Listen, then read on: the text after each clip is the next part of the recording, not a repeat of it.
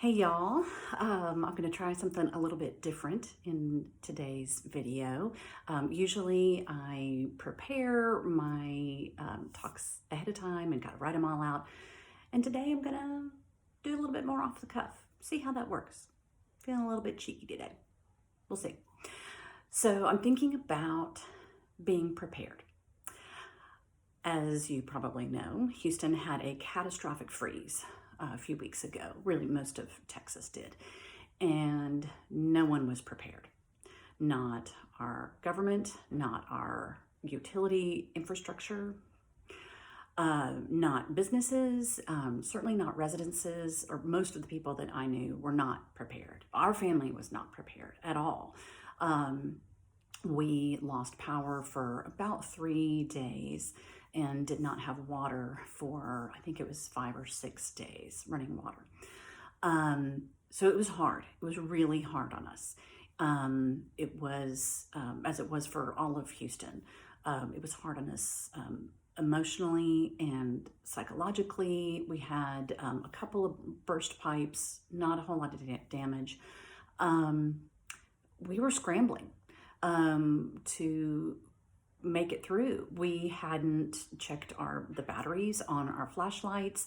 We were scrambling to find the little free lanterns that the kids' summer camps had given them to try to figure out what to do with them. I had 1 loaf of bread, which did not go very far for 4 people. I think that was like 2 meals. There was not much we could cook. Even with a gas stove, when you don't have running water, because you have to clean all that stuff up. So we were scrambling. We did make it through. Our neighbors have a whole house generator. We were able to spend the night in their garage apartment. Once the roads cleared, we were able to go get some food, but the grocery stores were cleared out. So we ended up with a bizarre number of hoagie rolls.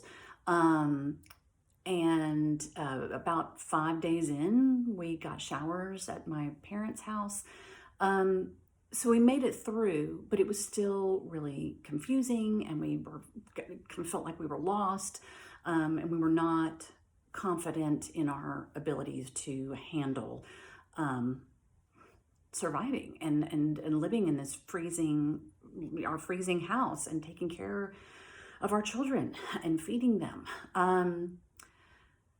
So it would have been better if we were better prepared. And you would think as Houstonians, we would know how to prepare for major storms. And so I was thinking that is a little bit like when your kid comes out as LGBTQ or transgender. Not that them coming out is like a catastrophe, but it is also challenging. Some of the time it's a surprise. And most of the time we're not prepared. I know I was not prepared when my kids came out, when Indigo came out to us for the first time. I hadn't thought about what I was going to say or what I would say if one of my kids came out to me. I didn't know the terms that they were using to me, especially when they came out as non-binary. What is that? I had no idea. So like the freeze, I was confused. I was lost. I was not confident in my abilities to handle the situation. And if I had been better prepared, if I had just had a little bit of information and even just vocabulary or just knowing something about the LGBTQ world, I would have been better able to help, I think, my children in the beginning. So I have 2 ideas for that, to be prepared. One is think about your home environment. What messages are you giving your family and your kids? Are you talking about sexuality and gender? Are you talking about what it means to be transgender? Do you know? What kind of shows are you watching at home? Are you talking about gay characters that are on TV or transgender characters? Are they good representations? Just think about your home environment. There's lots of resources to figure out how to talk to your kids about this kind of stuff. Planned Parenthood actually has a really good section on their website about how to talk to kids about sexuality and gender by age group. There are tons of children's books out there that explain these things in a very developmentally appropriate way. If you have other resources, please put them in the comments for sure. The second big thing is educate yourself. Like I said, I knew nothing. But if I had gone to, say, my PTA had a thing on raising LGBTQ kids, that would have been very helpful for me. Or listening to talks like this one, or going to websites, or just being curious and wanting to know more and just being prepared. Because I just looked this up on the UCLA Williams Institute.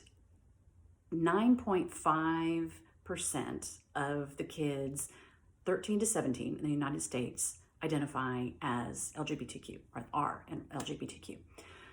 So that's like 1 in 10. So you have about a 1 in 10 chance of your kids being LGBTQ, which is a lot higher than catastrophic freeze coming to a tropical climate. So be prepared. Be prepared. Think about your environment in your home. Educate yourself. And as always, love and support your kids. If you have other ideas, please put them in the comments. I'd love to hear them. Thanks.